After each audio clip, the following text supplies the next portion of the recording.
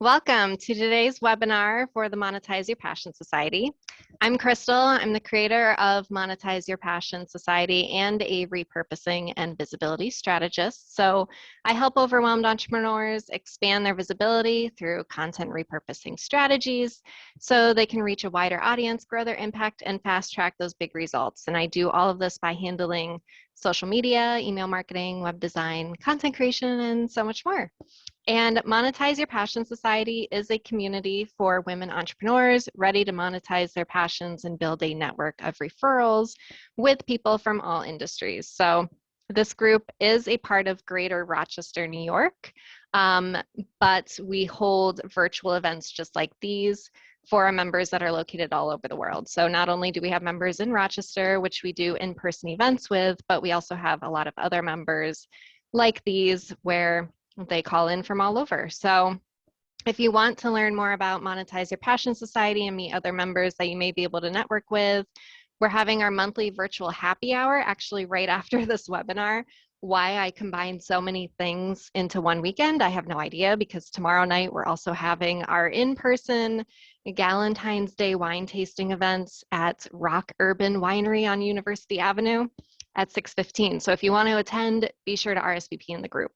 But tonight's happy hour is at 6:30, so it's pretty much right after this webinar. You can go ahead, grab a bite to eat, grab a drink, and we'll see you in like an hour and a half. So if you are here today and haven't joined the free community, I'm going to share a link in the chat with you.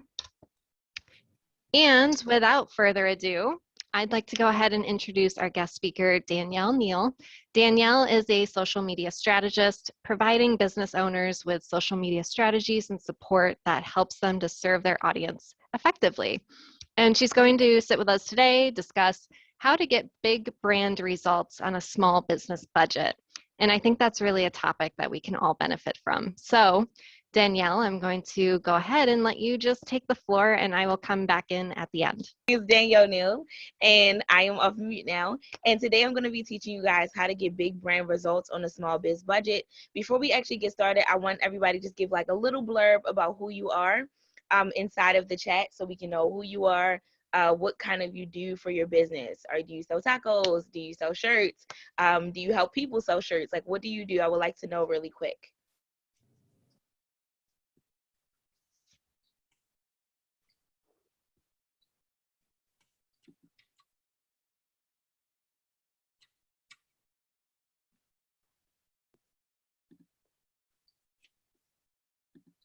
Okay, awesome. So as everybody's doing that, I'll start with like just the introduction a little bit. So I chose this title of the How to Get Big Brand Results on a Small Biz Budget.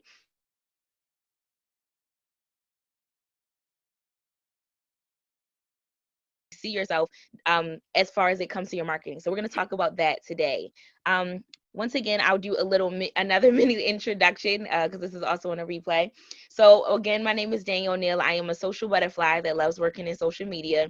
I work with nonprofits, education associations, tech companies, marketing companies, coaches, creative entrepreneurs, just to name a few.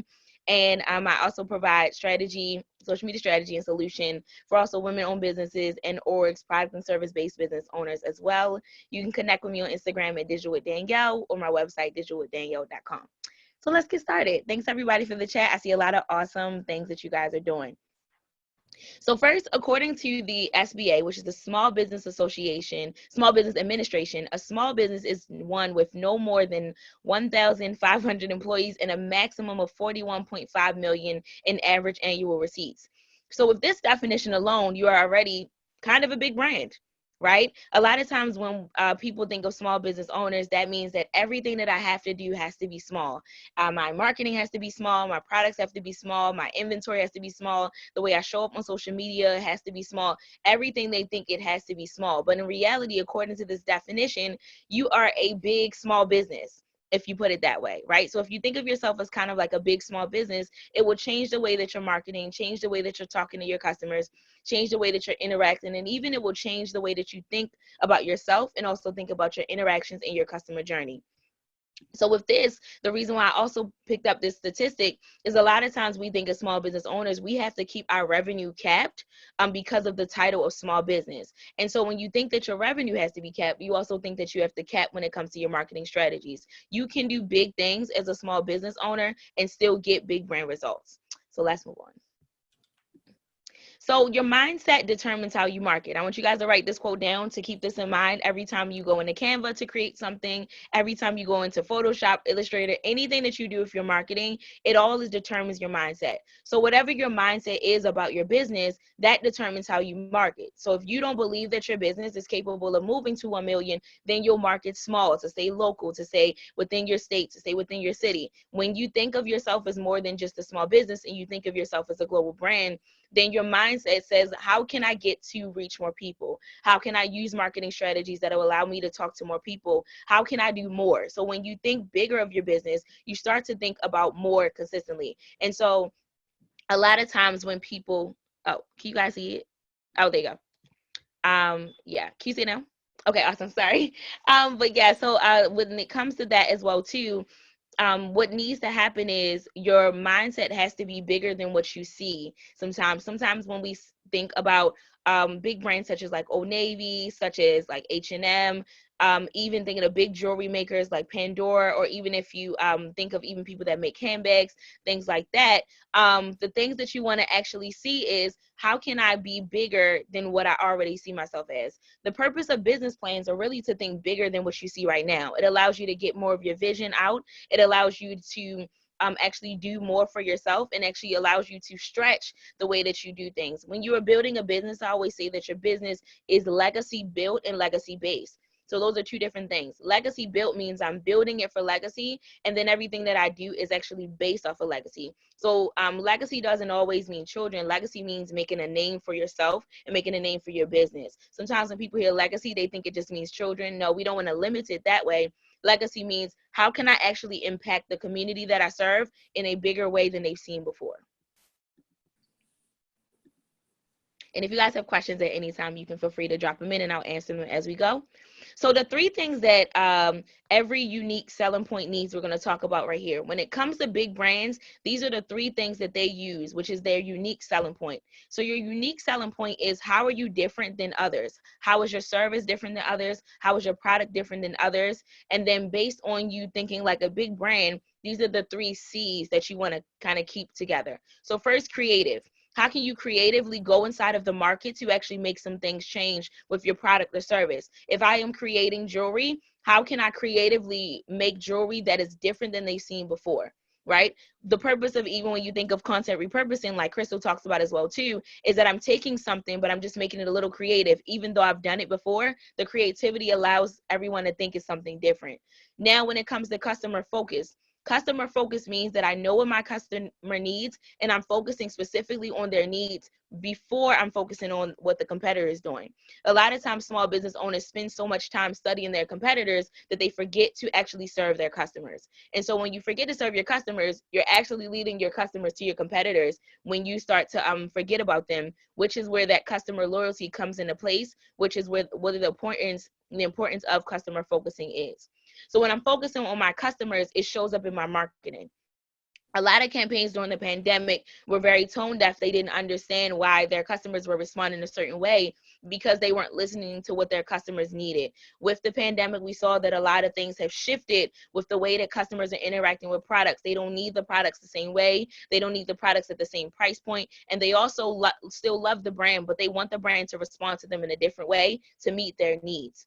The third thing is comfortable and convertible and concise. So convertible means that my marketing, the messaging of my marketing is easy to convert. So a lot of times people just put that 50% off sale. They might just put that buy one, get one free. They may just tell you it's $50 off their service, but that's not really how you convert your customers. Convertible means that I'm actually talking to the customer and getting them to convert based off of a purpose point, not a pain point. Now, a lot of times in marketing, we hear about pain points, but purpose point is different now, because I know the purpose that my service serves. I know the purpose that my product serves. And based on that, I'm able to convert you off a purpose. Sometimes there are pain points that we use for marketing, but not all the times our customers know the pain points, but they know the purpose that they need the service to serve or the product to serve. And so based on that, the purpose point allows you to be able to convert them easier. Also, concise. Concise means I'm getting straight to the point about what it's going to be. If it's going to be jewelry that I'm selling, if it's going to be visibility that I'm providing, if I'm even doing something like crypto, for example, right? I'm going to get concise and to the point. I want to tell you what you're going to get from this and how you can benefit from it. When you see sales pages, a lot of times people make these long sales pages and wonder why it's not converting. It's because in the entire sales copy, we didn't understand in a concise way what you were trying to give us. With your website, above the fold is the concise way of you telling people what they're going to get from you, what they're going to actually buy from you. So that way it also helps you as the business owner to effectively address every single frequently asked question because you were concise. So when your words are very concise with your sales page, you're able to actually get things done that way. Okay. And if you have questions, again, for the people that are just joining, you feel free to just drop it in as well.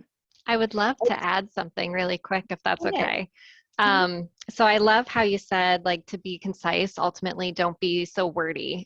There was something that my business coach told me a few months ago because, like you said, the pandemic, everything has really shifted. Like, I used to sell mainly in Facebook groups, and now it's totally different because of the pandemic. People want to be sold directly. They don't want you to be beating around the bush. And something my business coach told me was like, don't be too wordy. Make sure you're actually just selling to them. Like, some people now, they just want to be sold to. They don't want to be like reading through tons of value posts and then not having a call to action. So yes, I definitely agree with everything you just said. Honestly, yeah, and that's true, Crystal, too, because you have two types of people. Some that actually read the whole sales page, like me. I like to see the graphics. I like all of it. And then you have people who, but even with me reading the entire sales page, I do want to see the concise, Yes. right, as I'm reading it, just like you said. And then there are people who are like, I want to buy from you. I trust your brand. Do that. And so when you are able to build that brand trust, you can convert in literally less than 2 days and less than 1 day because they already trust you. Awesome. Yeah. So when it comes to also looking at your business, you may have heard this in corporate wise, and this is what a lot of big brands do. And so with SWOT analysis, they're doing that strength, that weakness, opportunity, and threat. It's not just for the big businesses. You guys can use it as well, which is what we're talking about today.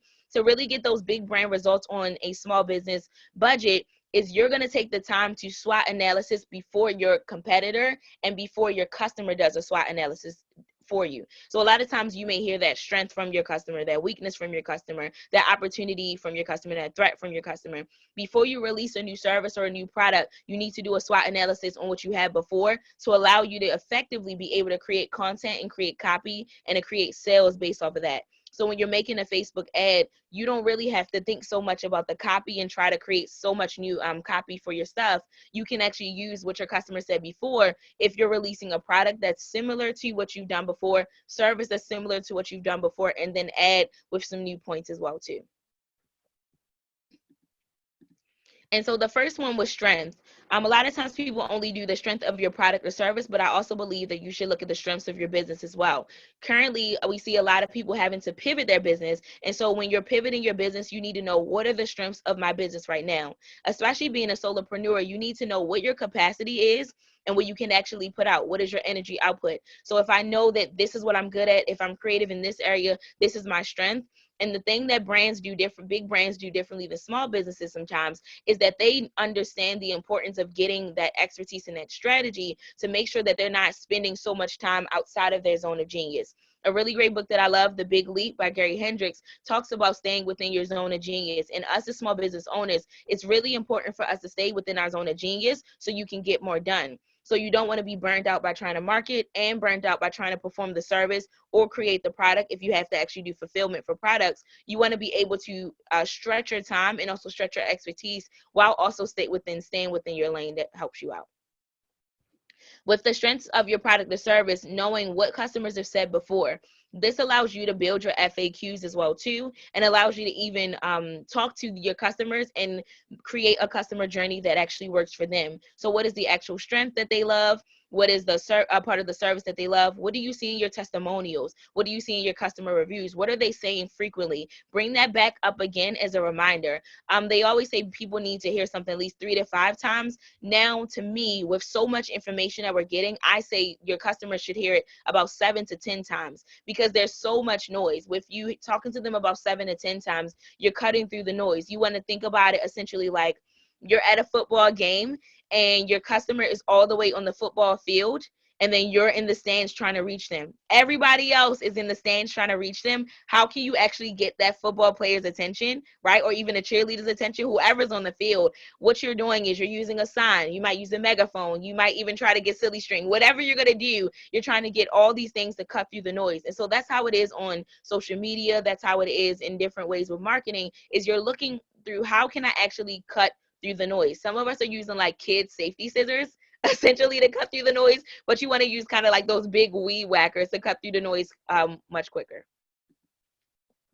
So weakness, what are the areas that you need to work on? So what do you know that this is an area that the customer said that I need to work on? This is an area that I know I can foresee as a problem. If you can foresee the weaknesses, they can actually become your strengths now because you've actually changed them. Well, you want to also see what are the parts of your business that need to be strengthened to support your customer journey. Whenever I'm building out a new service and a new offer, I build out the customer journey before I try to plan out the marketing, before I try to plan out the content, because you need to know every single piece of the customer journey to kind of get ahead of problems. When you are a solopreneur also as well, you want to make sure that you get ahead of things to just make it easier, just in case you need to set up automations to be able to handle it for yourself as well. So one of the things that I also do when I'm doing a new service, when you see people say things like DM me for this, or they tell you to DM them keywords, those are set up via Facebook Business Suite, or they may have set up a funnel through ManyChat. So with those two ways, you could set up a Facebook Business Suite automated response or a ManyChat funnel. Many big brands use automation to make their lives easier, and you should too. And when you go to Facebook Business Suite, all you'll do is just go to the back end of your pages, go to settings, and it allows you to set up automated responses. So O is for opportunity. What are the opportunities that are being missed in the market? Why are you creating the product, and why are you creating the service that you actually are creating? What does it actually do to actually help the market? So sometimes we are so busy focused on the opportunities that are being missed by our competitors that we actually forget what are we actually filling, what gap are we actually filling within the market? What are we doing differently? And so then it brings you to the what are the opportunities that are being missed by your competitors. When you look to see what your competitors are doing, they may be doing the exact thing as you, but they don't have your special sauce. They don't have the sauce that you bring. They're not you. That's why it's called a unique selling point, because it's you being unique and being yourself in order to sell the product or sell the service. Then what opportunities are you missing out on? Do you need to go to a certain platform to actually get your ideal client? Sometimes people's frustration with Instagram happens because they're marketing the right product but on the wrong platform. So you want to make sure that you're not marketing the right product on the wrong platform. So there are some things that you may market only on LinkedIn, only on Twitter, only on YouTube, only on Instagram, only on Facebook groups. You have to know where your people are and what they're needed, when they need it, and what they need at the same time. And so T is threat. So what are the threats around you that will affect your business, services, or products? So are there things as far as like compliance laws? So when it came to the new iPhone updates, it affected a lot of email marketing because the way that they tracked the customers and collected data, that was a threat that the small business owner didn't create, but it was created for them. And so because it's a threat, you have to figure out how can you work around that threat. Then also, are there any industry threats? Are there things in your industry that are changing that you have no control over as well that you may have to adapt to? And then also, are there any global threats that affect your business? The pandemic was a big global threat that affected a lot of businesses because the way that they interacted was a lot of in-person, which switched them to virtual. So if you had a storefront, you had to figure out a different way to actually get your audience. So instead of you just having a storefront store, you now have to possibly have a Shopify store. You may have to do drop shipping. You may have to do something different. And that's the threat. So just moving and pivoting around the threats in order to still be successful. And so these are the three main kind of different types of marketing that big brands use in order to diversify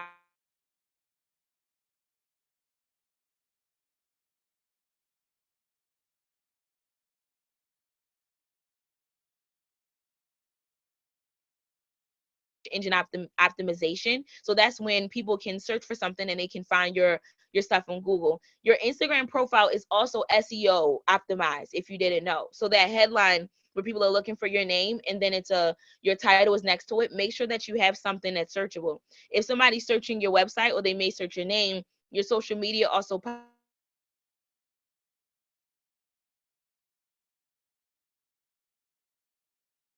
up as well. It may pop up. This is another reason why you should put your Instagram hashtags into your caption and not your comment, because they are also SEO friendly. So when you're putting it in the comment, people aren't able to search. People also use Google to search for the specific service provider, or they search for the specific product that they need, and it leads to Instagram a lot, which is why a lot of our lead sources and lead generations are from Instagram, and also TikTok as well, because TikTok is also now search index on Google as well.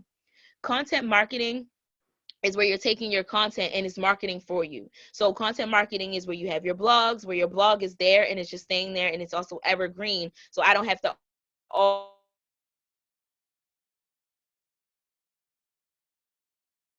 always be on my blog in order to get, not essentially as hard as people make it to be, but content marketing, that you're just taking one piece of content and you're really stretching it to kind of put it on different platforms. And that's the purpose, like Crystal talked about, a repurposing, is that I can now market on social media and do my content marketing in a different way.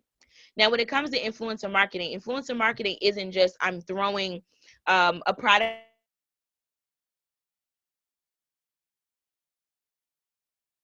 at them just so they can have it and they can promote your ship. So now you're seeing people say, I want to follow this influencer because they say. Influencers aren't just the people who everybody thinks just put avocado toast and Starbucks on their IG stories, but it's actually the people who are looked at as a expert in their field. So are you an expert in business? Are you an expert in content marketing? Whatever you're expert in, you can still find experts that are influential to be able to get people to collaborate with. I also believe that you can use influencer marketing organically without actually paying. You can actually collaborate and network horizontally to find somebody in your space to be able to that has a spirit influence that you can reach and that you wouldn't otherwise reach except talking to them.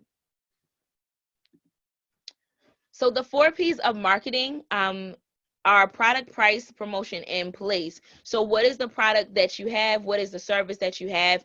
And what is it? Like we talked about before, what are you actually doing with it? A lot of times everyone struggles with the price, place, and product, but they focus so much on the promotion that all of your money went to your promotion, but we don't know what the product is, we don't understand the price, and we don't understand the place. That's where consumers a lot of times say, well, I didn't know that it cost this much. I didn't know that this is how much it was. I didn't know that it's a digital product and not a physical product. I didn't know that this wasn't an in-person conference. This is where you want to make sure that your audience is actually able to understand what's actually happening. So product is what you're getting.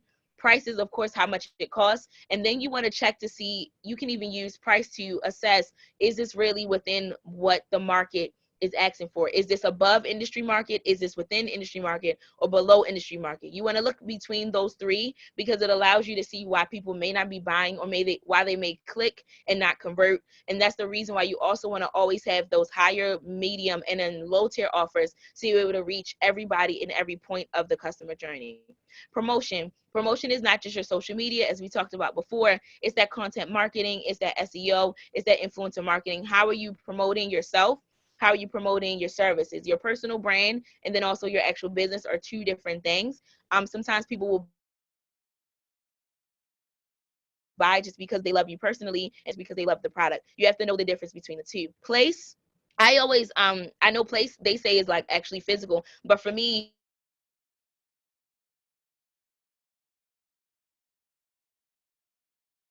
what place does this have, product or service have in your customer's life right now, and how can you serve them at whatever place they're in? So the woman that you may be marketing to may now have become a mom, so the product, she may need it in a different way. So the way that a mom needs one product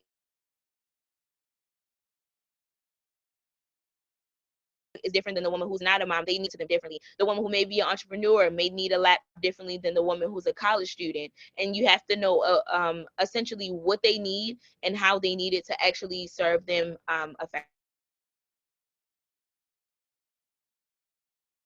effectively. Marketing, I use later.com to actually social media on Instagram, Pinterest, schedule my TikToks, schedule literally everything. Canva.com, I use to create this presentation that you're looking at, and I use it to create everything for myself and clients. Mojo.com, I always recommend that every product-based brand uses it and service-based brand use it to make your Instagram stories, your TikToks, all of that look more exciting. And Impresso as well too allows you to make your reels look a little more exciting as well. So that is the end of the presentation, and I would like to take any questions if anybody has any questions. So I would love to just kind of go through, I made some notes. So I do have a question. So you mentioned a little while ago, like for a lot of social posts you put, or you see companies kind of ask at the end, like send a DM or send this keyword to us in order to, I don't know, buy something or participate in something. Do you see like the DM automations working better than like a call to action that says book a call with me or something? Yeah, so based on your capacity, right? So if you know that somebody is, it depends on how they are in your funnel. So if they are a cold lead, DMing you may be easier if they have a keyword versus them having to start the conversation themselves. I also like to be considerate of the different learning styles and the different types of people I'm serving. So if somebody is kind of a cold lead, they may be less willing to really reach out to you, but that keyword starts to open up that conversation. Then also if they're a warm lead, it makes it even easier for you to convert them as well, because they may see in that DM and they get the link and all they really want is a sales page as well. Then if they are a hot lead who will buy literally anything, you won't even have to worry about the automation. They'll probably go directly to the link in your bio as well. Okay, that makes sense. Yeah, I know the pandemic has changed everything. You know, I used to just put out posts that were like, book a call with me. And people would immediately do it, you know, and now that the pandemic has happened, I think people are just kind of over that sort of selling. So it's like, you need to build relationships with these people first. So definitely keywords, having even just giving out like a freebie or something has definitely been performing a lot better, at least for me. So I'm sure you can agree. And then also, like you were mentioning types of marketing, and I loved how you brought up influencer marketing and how that doesn't just mean that you should have like models, you know, modeling your stuff, or people with a huge following, and kind of going more horizontally, like finding people who are just like you, but that you can partner with. And I wanted to point out that's kind of what you and I are doing. Like, yes, you wanted to talk to my audience, I wanted to talk to yours. So here we are doing this webinar together. And that's like a great example of influencer marketing. So definitely, that's my spiel. But yes, I think you have done a really great job. Is there any other questions from anyone? Please ask now. All right. I'm also going to drop a free content planning guide for you guys in the link to make it easier for you guys to plan content as you watch the replay as well. Awesome. That will be great. I'll also share that in the caption. So yes, definitely add that to the chat. Is there anything else you wanted to add before I close out? Thanks. I love this. Make sure to let us know in the Facebook group. And we thank you for joining, and tag Crystal, tag me, so we can hear your takeaways about today's Facebook group. Yes, definitely. All right. Thanks, Danielle. That was so amazing. I feel like I learned a lot. I hope everyone else did too. Like she said, be sure to follow her at Danielle C. Neal and myself, Crystal Statskey, on social media. So our happy hour does begin in an hour. So if you want, please be sure to come back to Monetize Your Passion Society, click on the event page for the happy hour link, and attend our fun Zoom gathering. So bring your favorite drink, meet women in other industries that you can network with. And if you are in the Rochester area, we are having the event tomorrow at Rock Urban Winery at 6:15. So be sure to RSVP for that as well. All right, Danielle, please stay on for just a minute after. And thank you everyone for attending. Thank you to let me be part of this meeting just for women. Thank you so much. It was so welcoming. Thank you. Thanks for attending.